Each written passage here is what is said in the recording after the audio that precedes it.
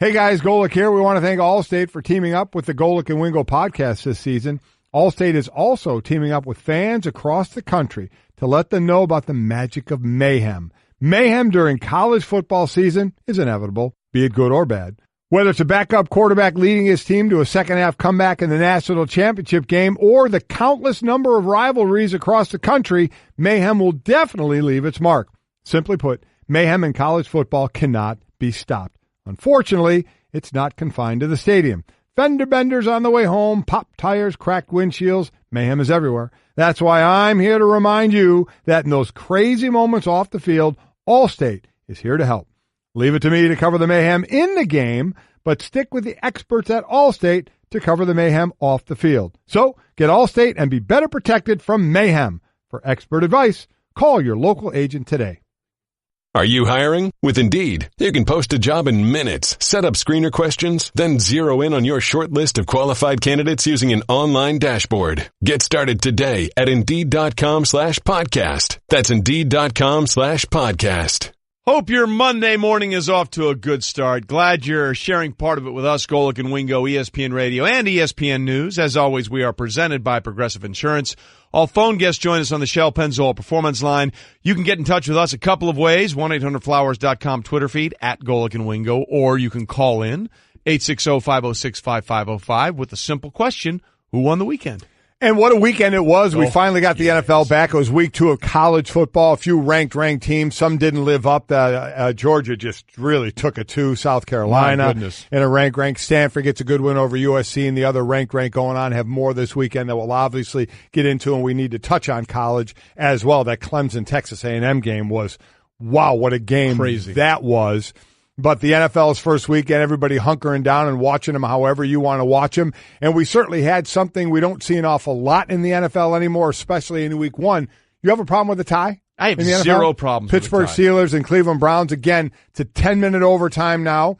And we know the overtime rules in the NFL. If the first team scores a touchdown, it's over. Game over. A field goal, the other team gets a chance back. Once they both have 2 possessions, then it's sudden. Each have one possession. Each have one possessions. I'm sorry, and then next score gets it. So I don't have a problem at all with a tie in the NFL, none whatsoever. I completely agree. At some point, you have to say we both gave it our best efforts and it didn't work. And again, in the most Browns thing ever, they end their losing streak by not winning. And Hugh Jackson's reaction, again, if you haven't heard it, he's just trying to put his mind around what had just happened, and the way he ends this up is just priceless. The guys fought, disappointed for our fans, didn't want them to go home without a victory. I didn't want our players to go home without a victory. So we wasn't able to get it done, didn't finish it. But obviously a tie, a tie. I mean, he said a tie like a tie is. A tie. It's a tie. And I really thought Pittsburgh was gonna win that one, but it was Myles Garrett. Oh my God, who kept them in that 2 times, forcing fumbles there. And then Cleveland, I get Cleveland not going for the end zone and setting up for that last field goal. Tyrod Taylor ended up 15 of 40. It's not like he had some good passes, but a lot that were off the mark. So they set up for the field goal, and then right as that was going on, it got windier and more rain. And T.J. Watt comes in off the edge. Comes in and gets a block, and there you have a tie. But, yeah, I have zero issue with a tie. Look, I don't either. At some point, you have to be ready to move on and go play and get ready for the next week. So it was just, look, it was fascinating on so many levels, and there's a lot to get into in the full first Sunday of the NFL season, and we'll get there. And it was capped off by a remarkable performance by Aaron Rodgers and the Green Bay Packers. Again, a knee injury in the second quarter. He went, 10 minutes in the blue evaluation tent, then was carted off, and right. he had that empty glaze on his face that, like, this is he looked, you know what he looked like? He looked exactly like when he was carted off last year in Minnesota when we couldn't move that collarbone. We thought it was over. But again, he came back, found his way, 3 fourth-quarter touchdown passes, an amazing comeback win over the Chicago Bears. Yeah, it was big. You see what they did when he went out of the game. Deshaun Kaiser went in the game, and obviously the new backup this year. Struggled some. That's when Khalil Mack really did his thing. Basically just took the ball from Kaiser one time, and another had a pick 6 against Kaiser as well. And for that Chicago offense, I loved all the different formations early, throwing a lot of stuff out there. They didn't obviously score a ton. The offense only put 16 points on the board here because the defense got a pick 6. And I would say some kudos to that Green Bay defense in the second half. but the Bears got that early field goal in the second half, and that's all the scoring they had. So they got more pieces to the offensive puzzle that may take a little more time to gel because they didn't do a whole lot in the second half. Green Bay defense certainly played better. And then Aaron Rodgers, I still find it hard to believe that was the first time he threw 3 touchdowns in the fourth quarter. Right? Isn't that crazy? I mean, I'm just amazed at that. Remember, again, going into the locker room when he got carted in, there's no MRI. You don't get an MRI in there. It takes too long, and they just don't do it. You just get x-rays, and this was more a ligament thing they were testing for, and it was only a hand test really by the doctor. That's all you can really do. He said it felt good enough to go back in. Yep. So he went back in, said it stiffened up on him, and they'll have more tests today. Again, the Bears had trouble protecting the lead, which is brought to you by ADT. Considering home security, well, consider this. For 140 years, ADT has helped stop more crime than any other home security company. Visit ADT.com to learn more. And, Aaron said, barring any major surprises in the test today, he's going to go out there. He'll be on the field next week. And if you love football and if you like the team aspect of football, then, ladies and gentlemen, Aaron Rodgers is speaking to you right here, right now. This is what we're paid to do. We're paid to deal with injuries and play through them. That's what everybody's doing and will be doing throughout this season. That's the measure of a teammate, is what are you willing to put on the line for your team. And to me, it's a no-brainer. Being out there is special. The ovation from the crowd lifts you up, gives you the energy, the momentum of the game, and you feel the tide turning is special. This is definitely go down as one of my favorite memories, especially in this rivalry. A special guy. Players want to play, and he's right. Even though we're in the era, especially with head injuries, of trying to have players more aware of that, right? Players still want to play, and that's why it's more up to the surrounding people, the doctors, the independent doctors, the staff, to protect the player from himself, because players are going to want to go back on the field. Aaron wanted to go back on the field, and the doctors didn't have enough, I would imagine, info from the test they were doing, or they felt good enough about the test they were doing that said, hey, he can go back in the game. And again, it's not like a head injury, right, which you want to take that decision away from them completely. So hopefully the test today won't reveal any more serious damage if you're a Packers fan, but you're still holding your breath a little bit until you get all those tests cleared today. Right, yes. Before you feel completely good about what's going on with Aaron Let me just say, he's going to be really sore today. Yes, he will. And we might not find out until Wednesday, but Adam Schefter will probably break it before even Aaron Rodgers knows the severity of the injury. And there's a team that a lot of people aren't talking about, Mike, that put on quite a performance week one. Adrian Peterson took him 1 quarter to further establish himself as one of the all-time greats. After rushing for 43 yards in the first quarter of Washington's win over Arizona on Sunday, Peterson surpassed Jim Brown for 10th on the all-time rushing list.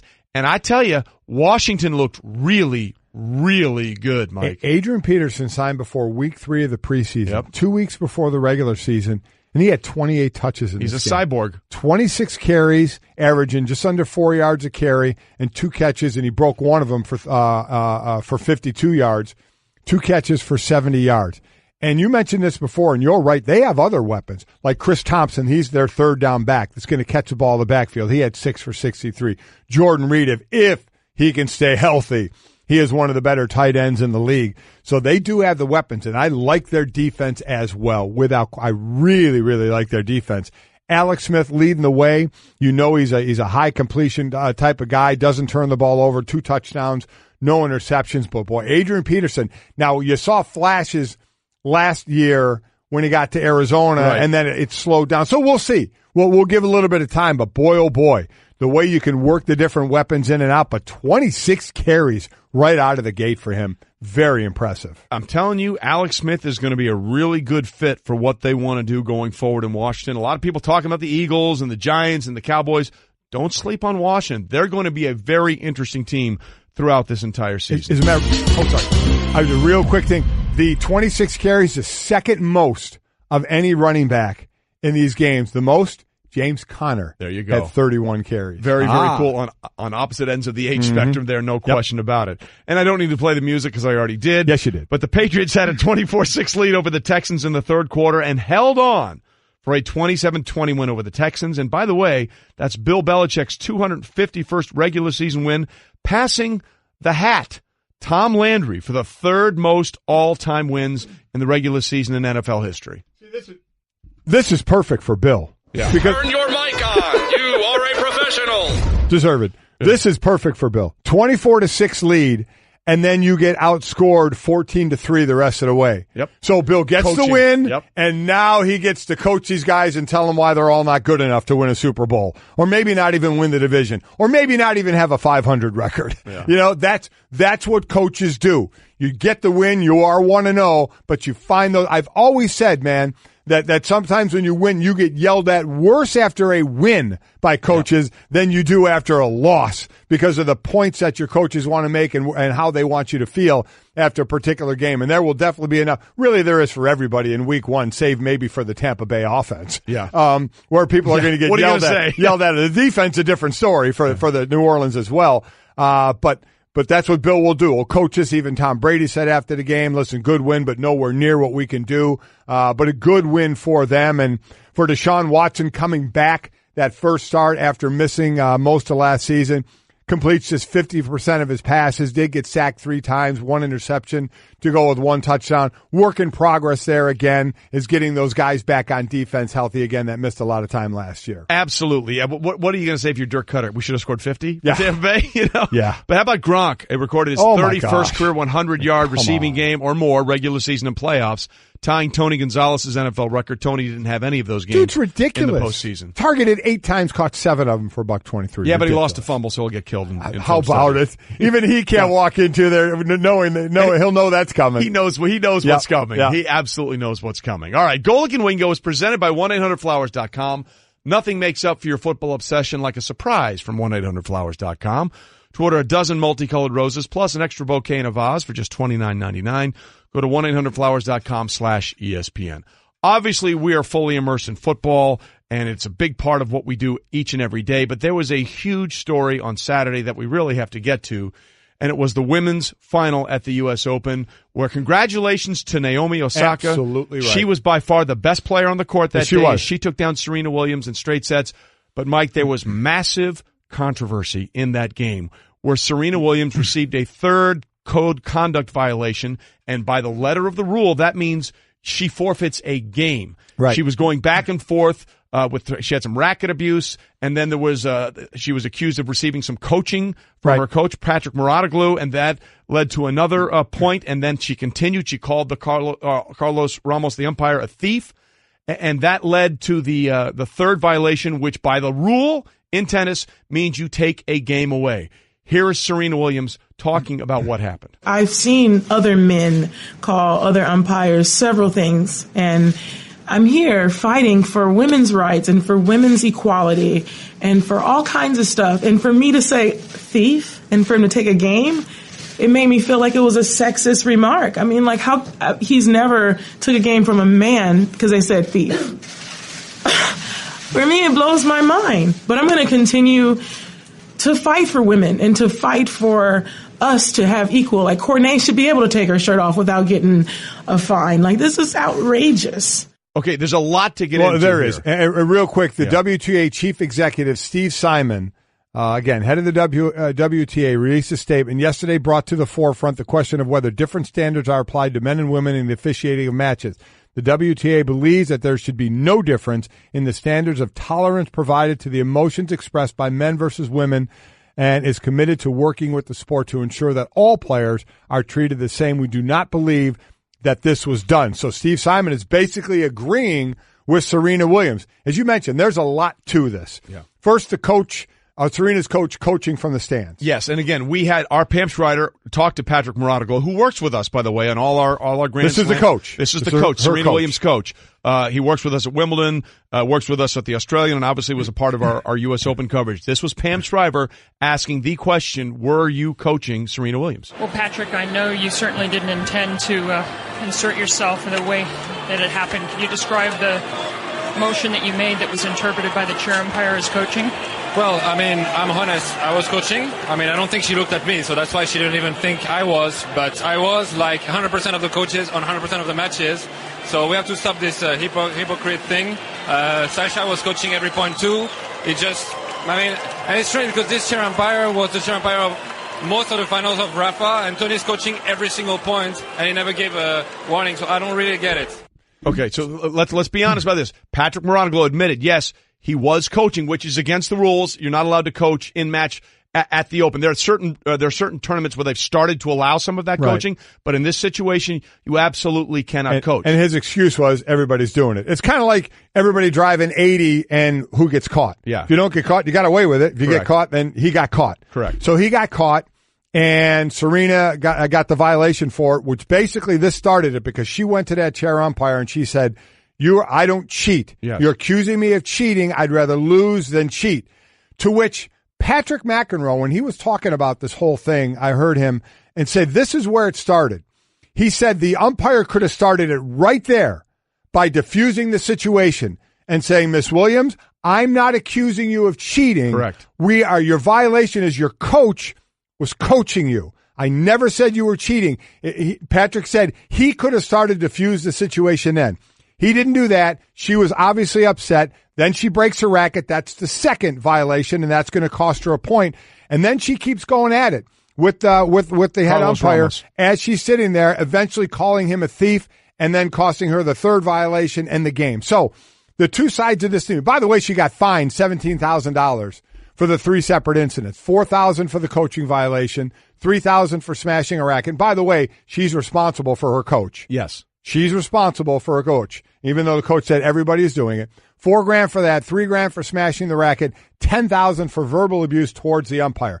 So my thought on this is Serena kept this going and couldn't put it away. Because I also heard Patrick McEnroe said guys who have gotten to this situation because they were talking about the women and men got mad about it. He talked about Nadal at one time getting heated, but then he was able to put it away and then just go play tennis. He said Serena made the mistake of not putting it away and keep going and going and going. And Patrick McEnroe said that's on her. She should have found a way to end it and go back to just playing tennis. And then Patrick also said that chair umpire was wrong, absolutely wrong for taking the game because he knew the next violation was going to be a game violation. Correct. He absolutely knew it. So it should have taken short of an earthquake to make him give that penalty to cost a game, according to Patrick McEnroe. And I think a lot of people, and it was the word thief, when we have seen the Twitter was littered with men calling names out of linesmen and or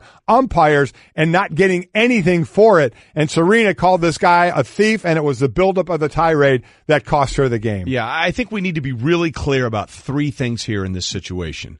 Serena, by what she did, allowed the situation to absolutely escalate. Right. The second point, which I think is the most critical, Carlos Ramos, the umpire, by the letter of the law, did what you can do, which is the first one was a warning, the second one is a point, and the third one is a game. Right. But just because he could have doesn't mean he should have. And that, to me, is the biggest takeaway in all of this. I agree with you, Mike. Unless Serena walks up to him and says, I'm going to bash your brains in with my tennis racket, to take away a game from someone in the final of a major on the tennis tour, after having lost the first set, in the second set, I think that is egregious. Yeah. And I think Carlos Ramos has to do a much better job of controlling himself in that situation, much in the same way that Serena maybe had to do a better job of controlling her emotions. And I think that's where the point gets sticky, because I don't think we've ever seen this situation happen with a male player where they've taken, in this situation, right. Context matters in all of this thing. Context matters in all of the thing. Remember earlier at this U.S. Open, we had a chair umpire come down and coach Nick Kyrgios to try and who's very temperamental, for lack of a better term, to say, hey, you need to be trying here, which is way over the line. So my issue is, just because he could have doesn't mean he should have. Yes, by the letter of the law, you could do this 1, 2, 3. But to me, her indiscretion, her aggression was not nearly egregious enough, in my opinion, to allow him to take away a game. And remember, this all started with coaching from the stands, and I just mentioned that the head guy at the WTA, Steve Simon, he thinks coaching should be allowed. Yes, I think it should be too. Coaching should be allowed, and that would have but that's obviously a separate discussion. It's a separate, but it would have certainly stopped this situation. And other point, and the most important point, is Naomi Osaka. Yes, I mean, what happened at the ceremony? That's just such a shame for such a young lady who got her first Grand Slam title and basically apologized for beating Serena because she knew everybody was rooting for her. And it was very nice in that moment of Serena to tell the crowd to stop booing and kind of put her arm around Naomi. I don't know what she said to her, but it was just a shame for that young lady's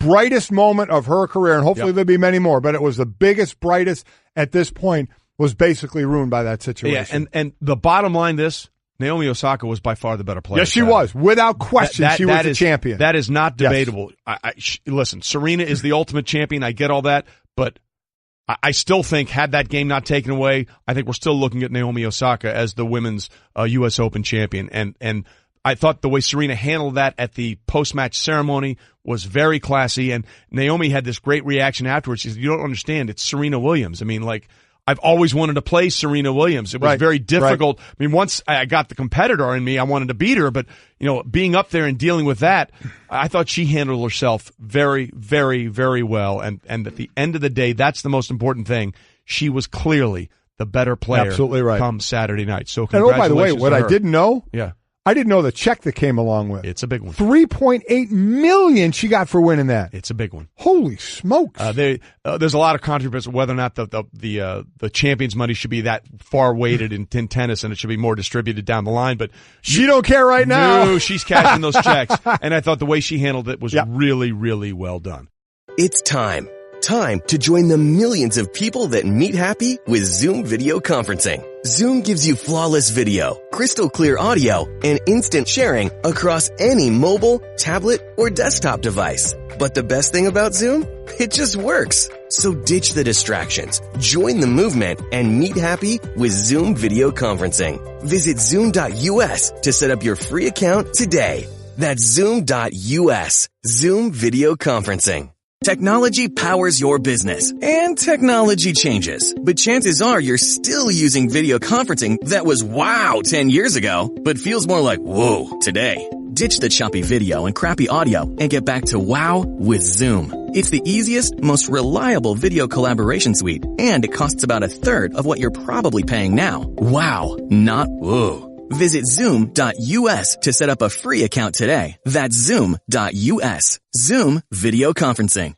When it comes to hiring, you don't have time to waste. You need help getting to your short list of qualified candidates fast. That's why you need Indeed.com. Post a job in minutes, set up screener questions, then zero in on qualified candidates using an intuitive online dashboard. And when you need to hire fast, accelerate your results with sponsored jobs. New users can try for free at Indeed.com/podcast. That's Indeed.com/podcast. Terms, conditions, and quality standards apply. Golic and Wingo, ESPN Radio, ESPN News, presented by Progressive Insurance. Our phone guests join us on the Shell Pennzoil Performance Line. You can get in touch with us, the 1-800-Flowers.com Twitter feed at Golic and Wingo, or give us a call, 860-506-5505. Who won the weekend?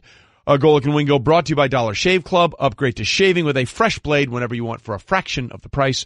Join DollarShaveClub.com today. So, Mike, it was the beginning of the Pat Shurmur era on Sunday at MetLife Stadium, and we already congratulated him on going undefeated this season. That's now out of the debate. Fortunately, not going to happen. Not going to happen, but 15-1 more than likely. As they fell to the Jacksonville Jaguars 20-15, and there are a couple of observations about this one. First of all, I think that what we expected to get out of Saquon Barkley is what we're going to get. He 18 carries, 108 yards, including this massive touchdown run. Delayed handoff, Saquon Barkley up the middle, breaks a tackle, Jack breaks a second tackle, first down and on his horse at the 40 to the 50, trying to turn the corner, somehow stays in bounds at the 30 to the 20 to the 10, and the rookie's got his first National Football League touchdown. 68 yards for Saquon Barkley. Oh my goodness. That was the call by our own Mark Kestisher on ESPN Radio. So Saquon was as good as advertised. Well, okay. I think what I'm saying is I think what we've seen from him in the preseason and at Penn State was exactly what we got. Yeah, and catching a couple of balls out of the backfield. Let's just throw it on out there as well. Yep. That run, and that's what you're going to see out of him. Runs like that, where he busts a couple of tackles. Yeah. Other than that, he had 17 carries for 38 yards. Yep. So, and I'm not saying that's sort of what he was at Penn State. I'm not saying though. all that on Saquon. I'm saying that a lot of that happened at Penn State because of the line in front of him, and it's going to happen here. Yep. Because while I think the line is better with Nate Solder on the left side. And remember, Will Hernandez, the left guard, he's just a rookie, so let's let him get acclimated a little bit. So I think down the road it will be better. But it's going to take runs like that to, because you're going to say 100-yard Russell this week. Oh, Saquon Barkley, 18 carries, 106 yards. Yeah, okay. 69 on one of them. Yeah, 68 on one of them, so 17 for 38 on the other 17 carries. But that is going to be him, and a lot of it's going to be him because of that offensive line. But I was happy to see him a couple of catches out of the backfield. I think that's only going to go, obviously, get to be more and more. But that's exactly who he was at Penn State. Yes. I mean, you look at that Ohio State game last year where he had the big kick return, and then they bottled him up for most of that game, and then he'll wiggle his way free. I mean, literally what he did at Penn State is sort of exactly what he did you want more. for the Giants. You want more consistent. You'd rather not have that. Correct. You would rather have, the runs that keep you on schedule. Yeah, it's exactly right. Yeah. So here was Saquon after the game talking about his first NFL game and his first NFL touchdown. It was fun to get out there and play in my first NFL game. It was a dream of mine, but I feel like that we left it out there. We could do a little bit more as a team to finish the game and win the game. But you got to give credit to Jacksonville and that team over there. They're a heck of a defense and a heck of a team, and we got to continue to grow from this game and get better. That's the one thing we need to remember. This was against Jacksonville, correct, who has a great defense as well. As much as we've been talking about the Bears' front seven, and rightfully so, we've seen what this front seven can do for the Jacksonville Jaguars, leading them to the AFC Championship game a year ago. So he says, as a team, we get to do better. We have to do better. Saquon Barkley did, and one of those is going to be the quarterback play. And, Mike, as long as this goes on, and especially if Sam Darnold shows out tonight for the Jets on Monday Night Football against the Lions, a lot of people are going to question the idea of the Giants, who had the second overall pick, deciding not to take a quarterback. What did you make of what you saw out of Eli Manning yesterday? I mean, listen, Eli, 62% completion. He had an interception, no touchdowns, targeted Odell most of the time, which you would expect. Odell was targeted 15 times. The next closest was Sterling Shepard at 7. So, that's less than half as many times. And Odell Beckham had 11 catches for 111 yards. And the things you get out of Odell is that yards after the catch. Yep. And Jacksonville made sure that wasn't going to happen. You keep a receiver like that in front of you. He averaged 10 yards per catch. Receivers like that, you want them in the 14, 15, 17, 18-yard for a monster game type of an average, or at least in like the mid-teens. And they held him to 10 yards per catch, which you look at that stat line for Odell and you're like, heck of a game. Yeah. You look at that from Jacksonville's side and you say, that's a win for us because he didn't kill us. And that's what he's known for. So, I mean, was Eli terrible? No. Was Eli great? No, he was right there in the middle. And that's sort of where they are with the Giants right now. I thought Ryan Clark yesterday on SportsCenter had a very interesting observation when looking at Eli Manning's game. We were robbed of a show between Jalen Ramsey and Odell Beckham Jr. by Eli Manning. Eli stole that from us. He was like the rock that tripped Hector when Achilles was about to kill him in front of the building, in front of the castle, because we were all excited and ready to watch this battle, but Eli couldn't get it done. Jeff was marking down, Eli missed one there, Eli missed one there while we were watching the game. By the way, I love the reference there. That is a great reference. I do love the reference. And this is going to be the thing going forward. Yeah, I mean, he was 23 of 37, but his QBR was 32.8 out of 100. Yeah. His rating was 67.8 no, it wasn't great. Out of 158.6. Wasn't great at all. No doubt about that. But how much of that is on him and that, or the offensive line? He was running for his life. He absolutely was, and that is going to be the story there unless that line gels a little more. Eric Flowers going to the right tackle, still giving up pressure, had a couple of penalties early as well. In that game, but it's not going to be just that one guy. It's going to be the 5 of them up there. And for Odell, I'll say again, when people hear Ryan Clark say that, they're probably going to say, wait a minute. He targeted him 15 times. He had 11 catches for 111 yards. Yes, but when you miss, as Ryan said, when you miss one there, when you miss one there, when you miss one there, with Odell, that could be the one. You're not going to be perfect to him. I understand that. But Odell is the one you want to give your best chance at trying to bust one. Yeah, and the other observation from this game, Mike, it was still pretty clear to me that the Jaguars are going to win with their running game and their defense. They needed one first down late in that game to salt it away. It was a 3rd and 6 situation late. They ran a dive play in the middle. Okay, they just were not going to let Blake Bortles win or lose them that game. What we saw out of Jacksonville last year is the way they're going to try and win this year. And it was good enough week 1 on the road with the running game. And there's some concerns now about Leonard Fournette, by the way, left that game with a hamstring injury. And we'll see what happens going forward.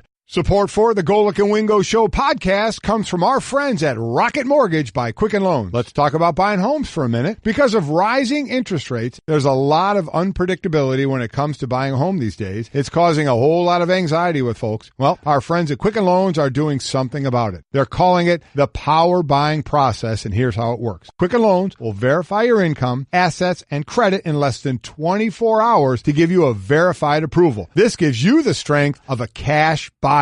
Then once you're verified, you qualify for their all-new exclusive Rate Shield approval. First, they lock your rate for up to 90 days while you shop. Now here's the best part. If rates go up, your rate stays the same. But if rates go down, your rate also drops. You win either way. It's the kind of thinking you'd expect from America's largest mortgage lender. To get started, go to rocketmortgage.com/Golic. Rate Shield approval only valid on certain 30-year purchase transactions. Additional conditions or exclusions may apply. Based on Quicken Loans data in comparison to public data record. Equal housing lender. Licensed in all 50 states. NMLS ConsumerAccess.org number 3030.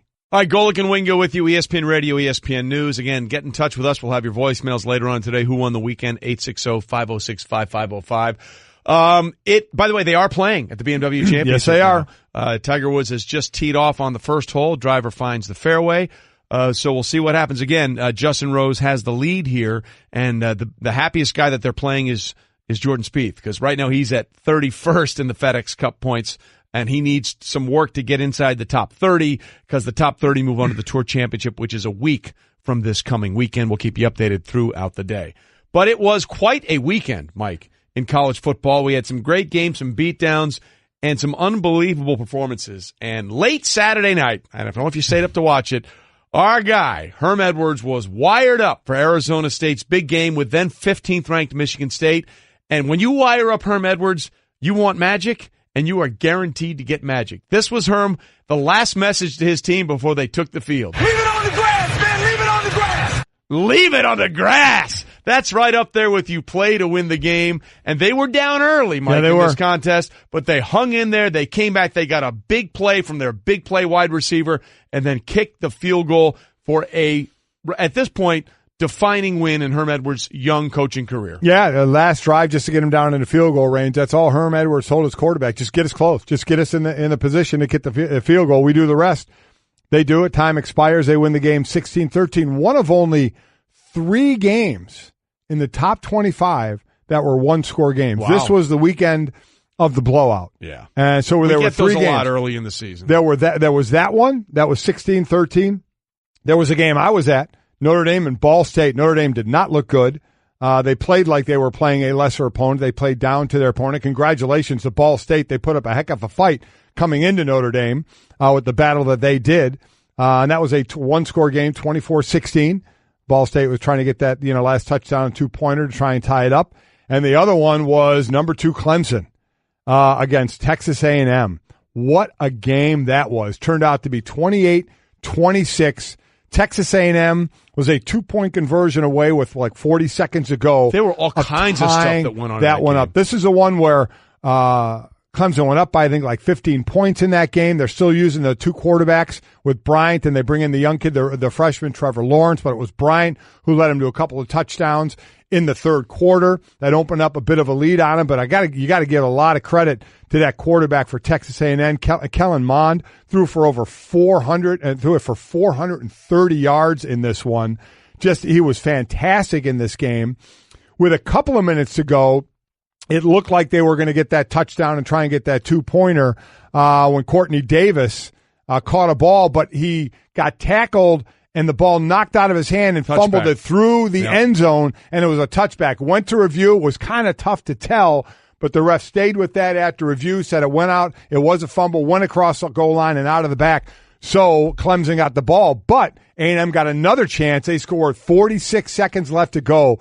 28-26. They had the 2-point conversion to tie this sucker up, man.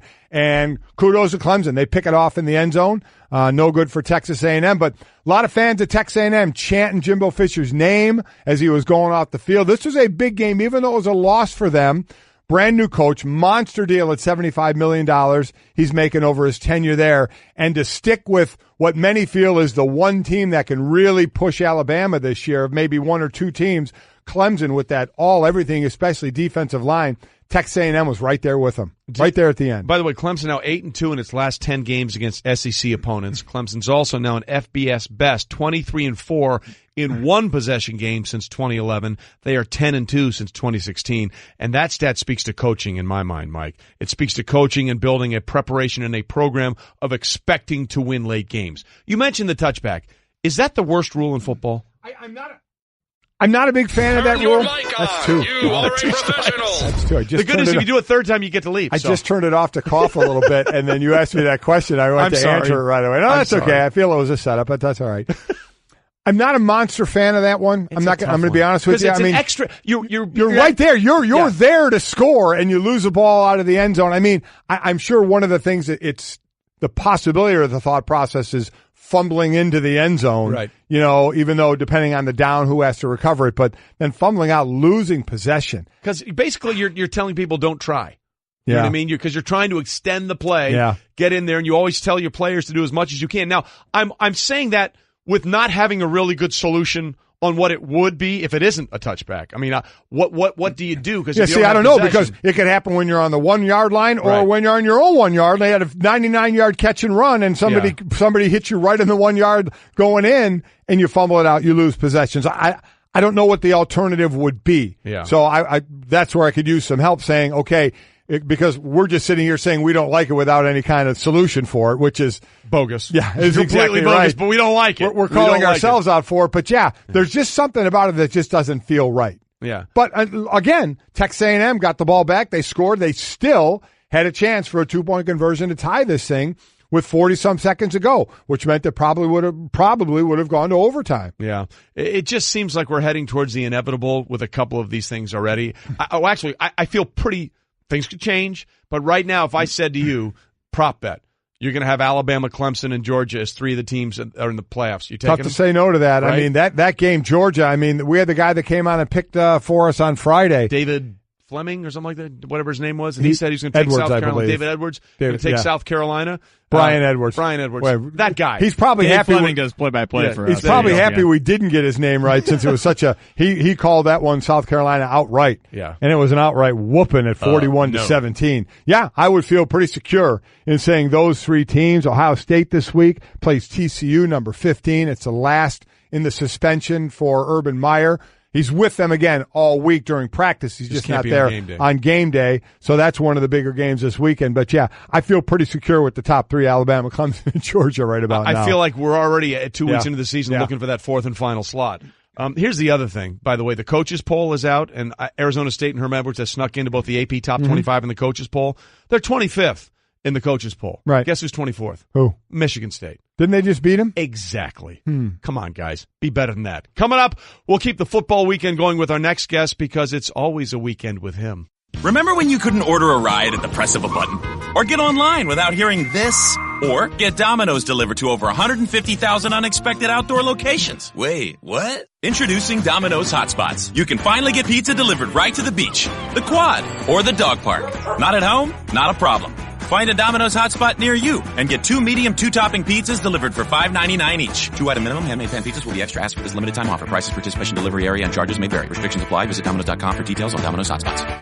Hey guys, Golic here. We want to thank Allstate for teaming up with the Golic and Wingo podcast this season. Allstate is also teaming up with fans across the country to let them know about the magic of mayhem. Mayhem during college football season is inevitable, be it good or bad.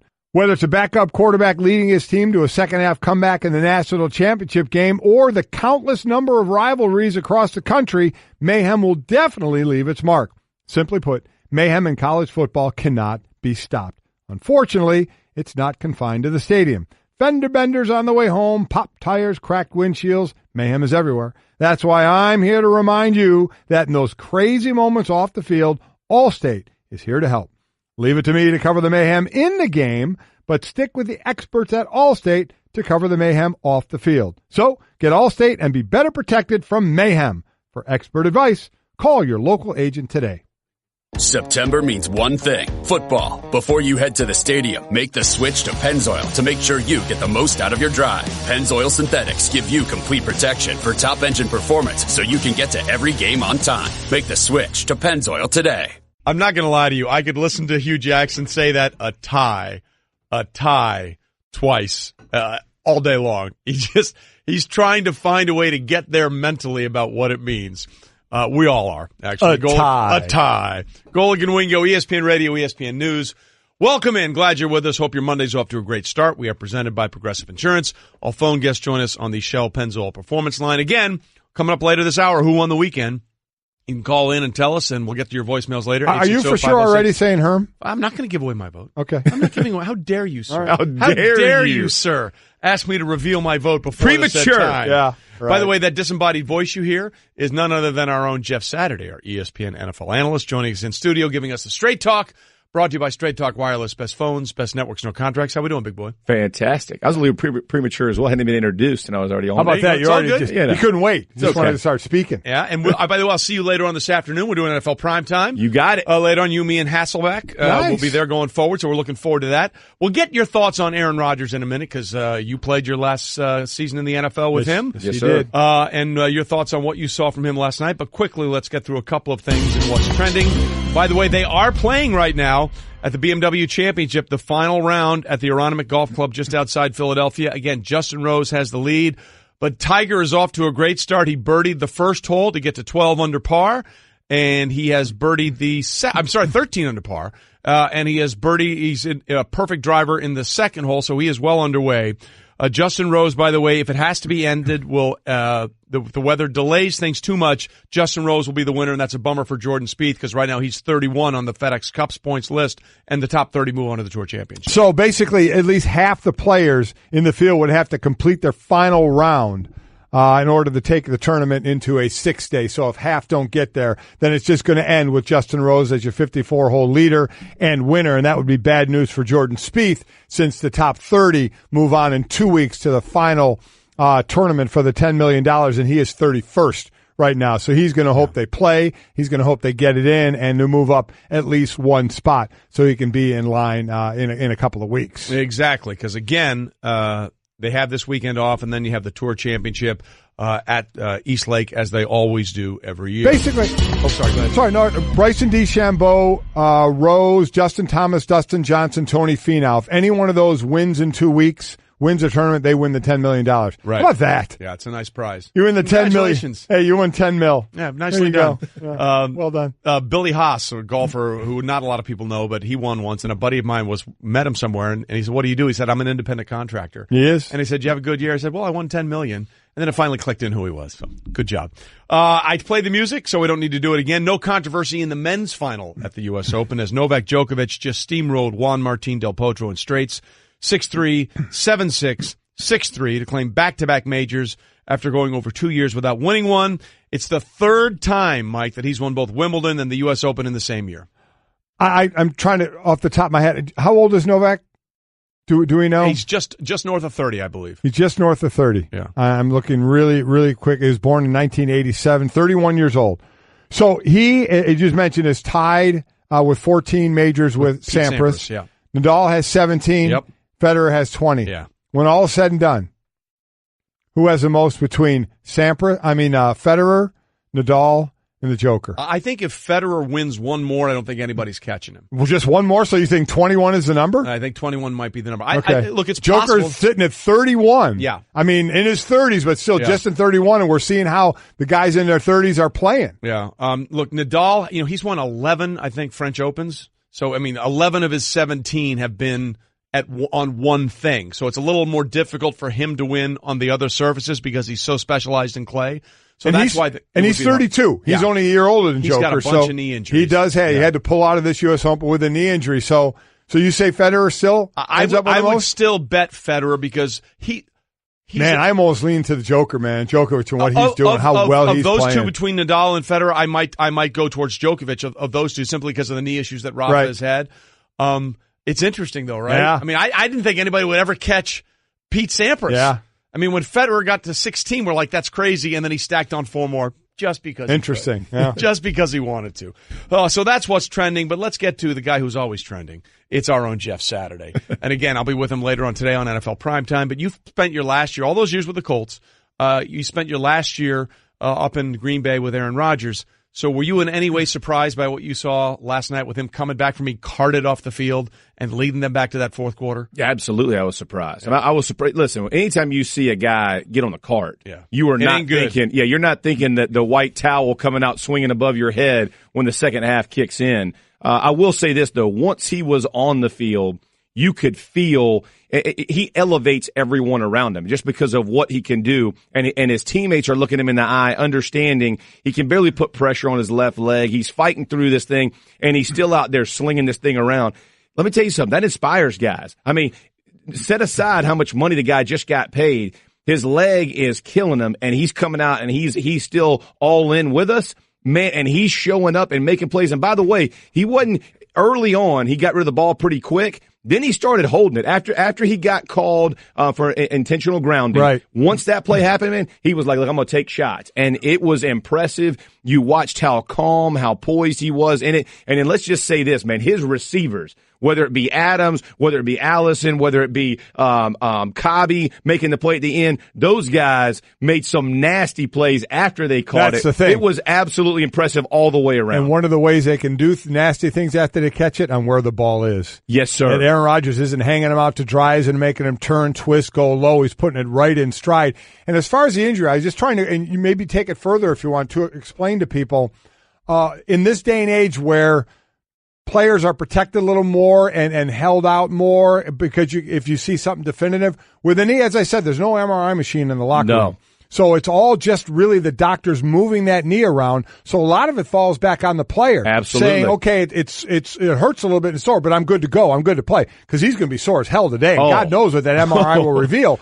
But it's a situation where that kind of an injury is really kind of up to the player and how well he feels and how much pain he can take. You're 100% right. You walk in, and when you sit down, like you said, I mean, X-ray is the only thing they got in that stadium that they're really concerned with. They're not doing that. They come in, they give the little twist on the knee. How do you feel? He's telling them, I'm going back, Doc. Right. I mean, that's telling you the mindset of Aaron Rodgers. I tell people all the time, the thing that's the most understated about Aaron Rodgers, because you don't really see it in him. You know, he has these little nuances, right? Like he'll give you a little gun point, you know what I mean? Right. Or the little, he looks under himself.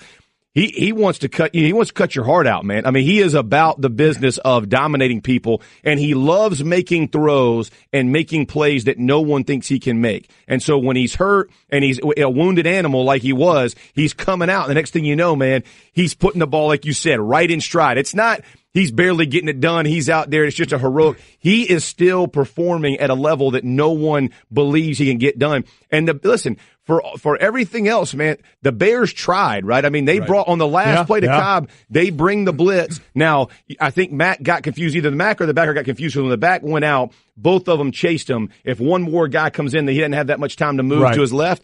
But irrespective of that, man, he's moving to his bad leg and still throws it on time to Cobb, who's cutting across to his right. Those are the throws. When I was in practice, it blew me away. I mean, you can't imagine how hard it is to be off schedule as much as their offense is and how much pressure that puts on the quarterback. And it's like, he's just walking in the park on a Sunday, man, just checking out the birds, there is it's a thing of beauty, man. I mean, it really is. The way he plays the game, it inspires guys. I loved watching it last night. Well, as he said all those years ago, Packer fans relax. Exactly.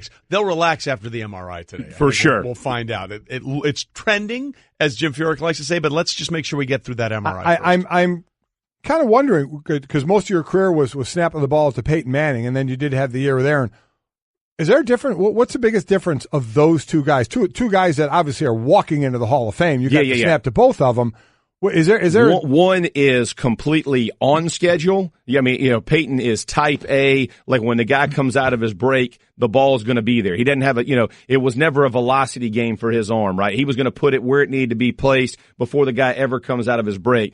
Aaron's completely opposite. Most plays are not as scripted. Like, whatever play you go in with, if you look at the timing of their offense, so much of it is him hesitating, moving, avoiding, and the next thing you know, he's watching. But they practice it now. Like when we were in Green Bay, they would have an extend the drill, an extend the play drill. Right. And as we did it, you would have to hold your block an extra second, and you're trying to push it off, and then the receivers convert their routes. They do it. They have a period dedicated to that, and it shows, man, because that's where receivers make plays and Aaron does the things which are magical, not on script, just doing things outside of the game. How about their presence in the huddle? How about how they run a huddle? Were they different? Yeah. Well, Peyton wanted to be at the line so he could see everything. He wanted to use the snap count a whole bunch. Aaron is more of kind of a muddle huddle. He wants to bring everybody in. He wants to see everybody's eyes, kind of give everybody last minute, hey, hold up a little bit extra here. I may roll here. So he's more communicative in that sense. And then when he gets to the line, he will nail you. Listen, Aaron is as good as anybody nailing you with the snap count.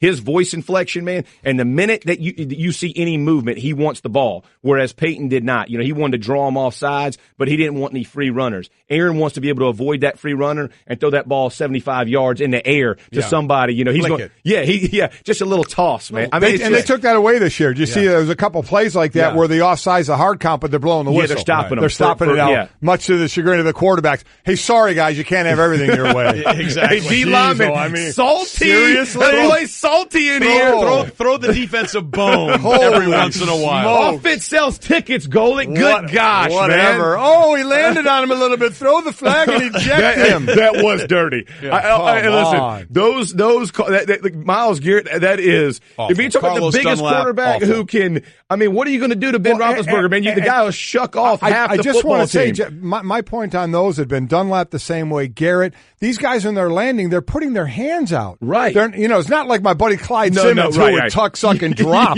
They're putting their hands out to try and they're still getting flagged. I don't know what the hell they expect them to do. Listen, they're playing perfect defense. It's a bogus call. As an offensive lineman, I'm not mad. I'll take the 15 yards, but it's a little rough on the defensive lineman right now. All right, our NFL analyst Jeff Saturday with now as an offensive lineman, I want to get your perspective on a couple of things. Let's stay in that one game first and foremost. As an offensive lineman, seeing Khalil Mack on that defense, how much of a problem is he and that entire front seven going to be all season long? Listen, with 1 week of practice, and look what he did. The guy took it over. And when Aaron went down, he's clearly the best player on the field, right? You see what he has and what he can do.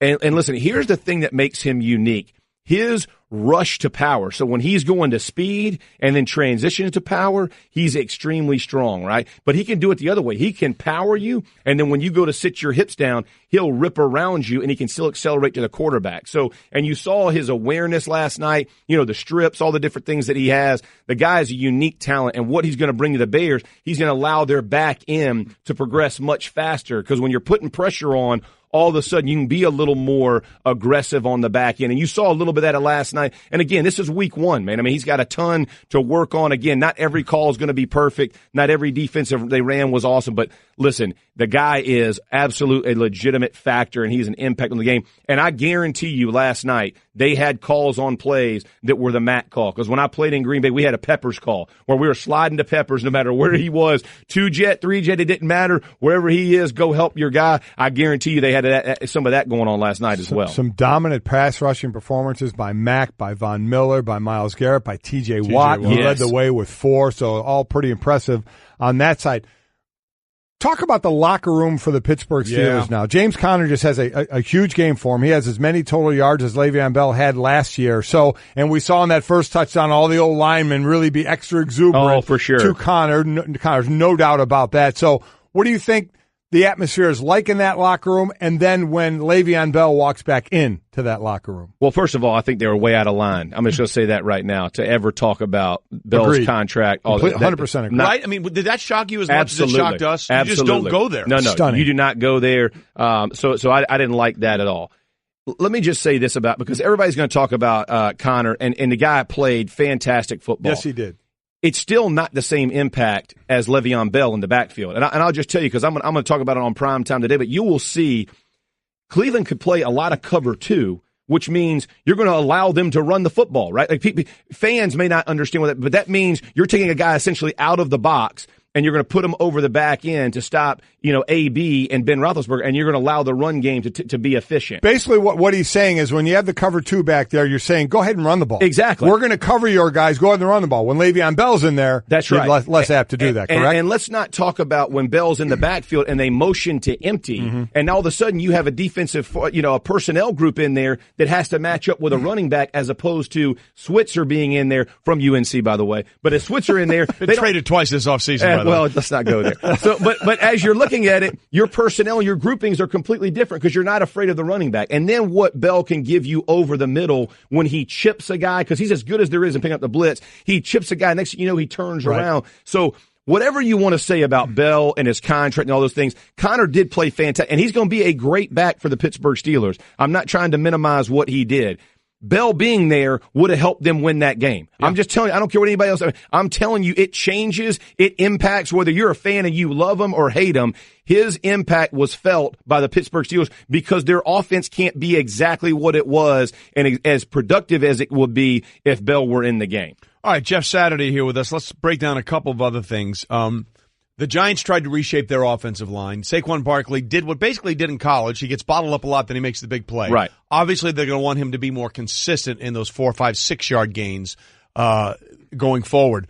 But I understand the caveat here. It was against Jacksonville's front seven, which might be just as good as better than anybody else in football right now. What did you make of Solder, Will Hernandez on the left side, and Eric Flowers still struggling on the right side? Yeah, listen. I said this last night, and my Twitter blew up because I said the Giants O-line actually didn't play bad. I mean, they didn't play. Listen, they're playing the best in the NFL. Right. And by the way, those guys over there, they're rotating, they're moving. I mean, linebackers can be passers. Listen, this is an exceptional. Right, it's an exceptional defense. I was impressed that they kept them in the game. And again, Barkley did exactly what he always does. Like Wingo, you just said. He's going to get bottle, but all of a sudden he bends it back and it's blocked well. I mean, he doesn't get touched until he gets right past the line of scrimmage and then he takes it outside and makes big plays. I will be honest. In the game, I thought Eli at times got rid of the ball too early, didn't let plays develop because OBJ was open, and he was open deep a few times, and the check down was there before it. I didn't love that. I think he got in his head, I better get the ball up. Now, again, maybe that's coaching. Maybe that was, hey, we're afraid these guys are going to get to you. Make sure on 2 or 3 the ball's out of your hand. But OBJ, listen, he worked Ramsey a pretty decent amount. He had some nasty routes in there, and if you look at it collectively, I would say, did the Giants' offensive line dominate? By no means. But did they hold their own against the best in the NFL? Much better than they have in the past. And even Flowers, man, on the one play that's like the tip and Miles Jack gets it, that's a pretty fantastic move, man. Yeah. I mean, the stab, we see a lot of corners get beat by great wide receivers. Everybody's like, oh, it was just a good move. That's a great move by the guy on the edge, man. I mean, I don't care how good Eric Flowers is, how good most right tackle is going to fall for that. They're going to bite out and then get beat. So it is what it is. But I thought their line as a whole looked better to me than they had in the past. So looking ahead to tonight, a doubleheader tonight, in that first game, because it's a rookie starting for the Jets, Matt Patricia, head coach of the Detroit Lions, is a defensive guy. What, if you're him, if you're in his position, what are you dialing up as a defense of scheme to go against a rookie quarterback? Yeah, many overload blitzes I can get in. I mean, just give him things that he and explain that to everybody. Okay, so that means you're going to bring more to one side than they're going to have blockers. So you're trying to get a free runner every time, which means the ball has to come out either to the hot route or he's going to have to make an adjustment for protection. But I would give him as much as and I know Todd Bowles talks about it. He's given him a ton in practice. But the reality is, he said it in the same articles that I've read, he messes it up some. But he may not make the same mistake twice, so don't give it to him the same way. Keep bringing but give yourself a free runner where the decision has to be made either to pick it up by trying to change the protection, which for a rookie is going to be difficult, or you're going to have a free runner and the ball's got to come out. I'm going to tell you, it ain't college. That guy who, ran the 4.6 now runs a 4.3, and next thing you know, he's in your kitchen, right? So the impact of all that, and it's not preseason, by the way. So all preseason stuff is out. Those guys now, they're bringing it all in. Those linemen who you just try to get a rush move, they're now holding the tackle so that edge is even shorter, okay? So there's a lot of things going on. Defensive linemen cheat. We all know it. So that's what's going to happen tonight. Just understand it. Don't get the ball out of your hand. We have to cheat now or we get flagged. If we We don't cheat. I mean, what are we going to do anymore? That's fair, although you did it when the rules were still in your favor. That's exactly right. I had to. There you go. All right, Jess Saturday with us. Let's end this segment where we started, talking about Khalil Mack. We saw what happened there. The Raiders players saw what happened Sunday night, and they take the field tonight without him, facing a Rams team who paid their guy, Aaron Donald. How important is it for this Raiders team to get off to a hot start? Because otherwise, they're going to be thinking about what happened and what got left away. No, absolutely. Didn't the Rams try to get him too? Yeah. So, I mean, as you're looking They're at all in on everybody. Everybody. No, I think you're exactly right. I think in the locker room, here's the part that hurts you the most. You're a player who's been impactful in the field, impactful in the community, and you do it right. You do it the right way. And your team basically says, nah, you're not the guy we want. We drafted you here. You've done everything we've had. So what does everybody else in that locker room think? I can play as good as I want to play. I can be the ultimate Raider, and ultimately they're going to let me walk because my number's not exactly what they want. That is not a good sign for your locker room. I don't care. So you better come out guns blazing and making all kind of plays and win a whole bunch of games so guys forget in a hurry, because if you don't, you're losing your locker room moment by moment. Because, again, when guys put it in and do it the right way and teams don't honor it, you feel like you've been betrayed. And I don't care what any fan says, that's how you feel in the locker room because you've done everything they've asked. And again, it's a slap in the face. Now, we're going to let someone else go pay you, across the coast. Yeah, listen, it's September. Normally we say don't worry about September, worry about December. September is a big month for the Raiders organization. Amen to that. Because of what happened. Remember when you couldn't order a ride at the press of a button? Or get online without hearing this? Or get Domino's delivered to over 150,000 unexpected outdoor locations? Wait, what? Introducing Domino's Hotspots. You can finally get pizza delivered right to the beach, the quad, or the dog park. Not at home? Not a problem. Find a Domino's hotspot near you and get 2 medium 2-topping pizzas delivered for $5.99 each. 2-item minimum. Handmade pan pizzas will be extra asked for this limited time offer. Prices, participation, delivery area, and charges may vary. Restrictions apply. Visit Domino's.com for details on Domino's hotspots. Here's a little insider travel secret. There are tons of empty hotel rooms out there just waiting to be booked. That's why there's Hotel Tonight. Hotel Tonight partners with awesome hotels to help them fill their unsold rooms, which means you get incredible deals. And even though the name's Hotel Tonight, you can actually book in advance for tonight, tomorrow, and beyond. So if you want to start scoring amazing deals at incredible hotels, start using Hotel Tonight now. That bad man got you again. And he has a habit of doing this against the Bears. Remember a couple years ago he missed all those games with the left broken collarbone, and on the last play of the game at New Soldier Field, he hit Randall Cobb for the game-winning touchdown to win the division for him. Bears fans had to be so giddy last night for a while when they're shutting out the Packers in Green Bay. Yeah. Your newest toy, Khalil Mack, is having himself a half.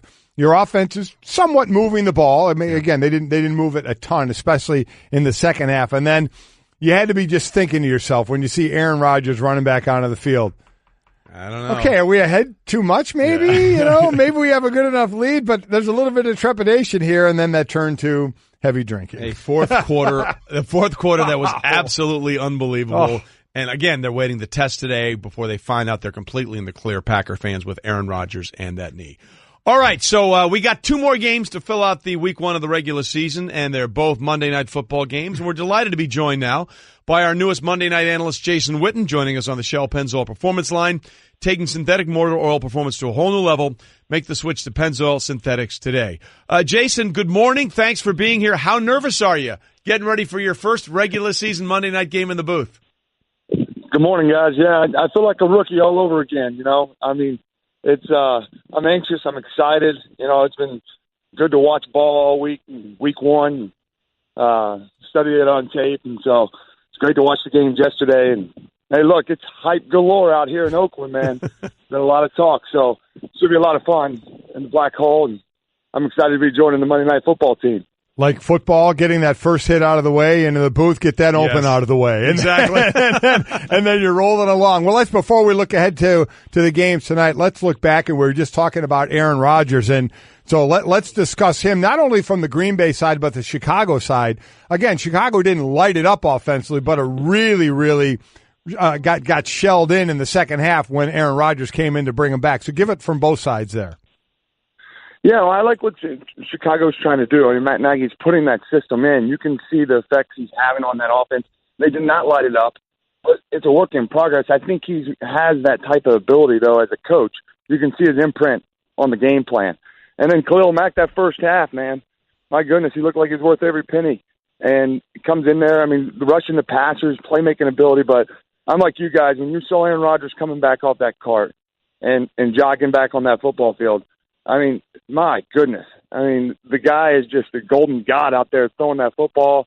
His ability to create these plays, you know, everybody's always taught, you know, back foot in the ground and drive your feet when you throw it. I mean, he's got both of them in the air, and he's throwing it 40 yards down the field. So his playmaking ability, he's up there with the best of them with the way he throws that football. So typical Aaron Rodgers coming back Sunday night.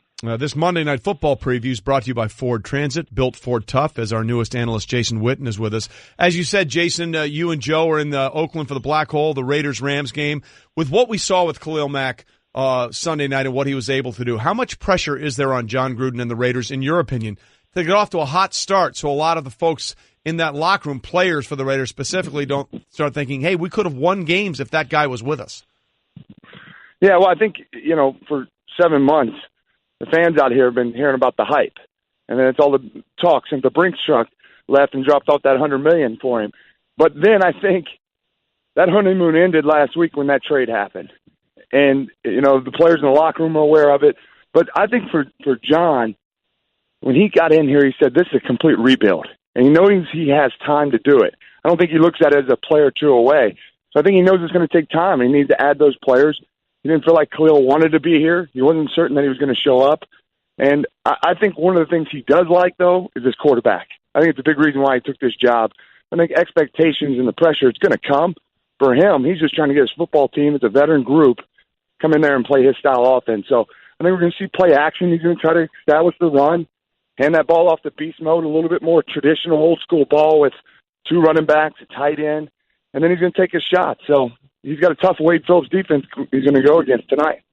I was just going to say, from the other side of this, the expectations for the Rams, I mean, last year we were like, wow, the Rams. This year we're like, the Rams are picked to be one of the top teams in the conference. So talk about the difference in expectations now on these players from last year to this year. Well, you're going from being the hunter to the hunted. I mean, Sean McVay talked about that when I was visiting with him.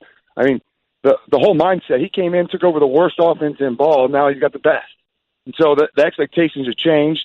They added these key acquisitions in the offseason, traded for the 2 corners and Peters and Talib. You get Donald signed, you sign Sue. So, I mean, they feel like they're primed and ready. I think the biggest thing I'm anxious to see is just what new wrinkles do they have with Todd Gurley, with this passing attack? Because one of the things I can tell you, playing as long as I did, when you have a good year, you're the best offense, 32, 31 defensive coordinators, they study you all offseason. And they try to master, okay, how are we going to attack this? But what makes him so good is his runs look like passes and his passes look like runs. And he disguises it really well. I mean, in theory, every offensive coordinator wants to do it. He works really hard with his formations and the way he tries to do it. And he simplified that passing game for Jared Goff. With the 1-2 read progressions, he's not asking him to read the entire field and make those type of plays. So he's confident in his group. I mean, he's a high-energy guy. I'm on the bandwagon of Sean McVay and the program he's building. So it's going to be anxious to see because John's rallying the troops. You know, he's got this veteran group, and he likes that Raider mentality that he's trying to build. He thinks he's got better chances with his quarterback. He's never had a quarterback like Derek Carr. No, he hasn't. And then you have, as you said, Sean McVay now has Brandon Cooks to work into the arsenal there for Jared Goff. Hey, Jason, what to make of your former team, the Dallas Cowboys? It was at best a sluggish performance offensively in that loss in Carolina, and then some really questionable or even brutal game management issues going for it on 4th and 10 from midfield, essentially, in a one-possession game when they had the 2-minute warning and all 3 timeouts. It sure seemed like pinning them deep and giving your team a better chance to win and trusting that defense might have been the way to go. Yeah, you know, it was a slow start for them. I mean, I think expectations for Dallas, they really felt confident that they could have some of these receivers step up and have this playmaking ability. The concern I was having is not having Travis Frederick in there, your all-pro center, who handles a lot of communication and not only physically but mentally what he brings. So offensively they couldn't do it. I thought the defense showed that they had some young corners that were making plays. You know, it's week 1. You can't overanalyze it too early. You know, more than anything else, it was just different for me to watch that game, for 15 years playing and then to watch it from afar. But look, I think you understand. I mean, their style of wanting to run the football, it's going to create 8-man boxes.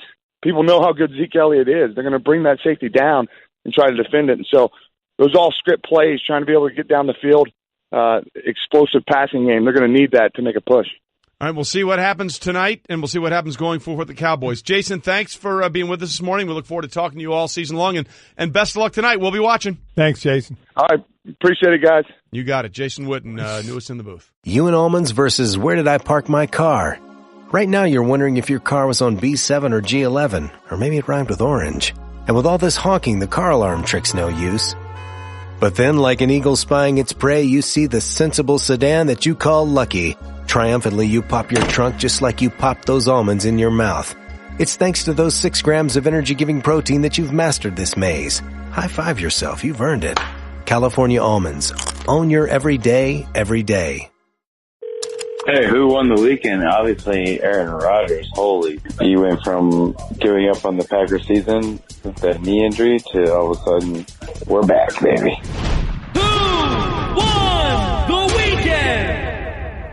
Golic and Wingo, presented by 1-800-Flowers.com. Nothing makes up for your football obsession like a fresh and beautiful bouquet from 1-800-Flowers.com. To order a dozen multicolored roses plus an extra bouquet and a vase for just $29.99. Go to 1-800-Flowers.com, click the radio icon, enter the code WINGO. So you just heard that voicemail about how great Aaron Rodgers was. Right. Listen to this tweet from Rachel in Detroit. All you right, want to talk about Rachel in Detroit? Yes. Detroit fan, same division, obviously. Lions, yeah.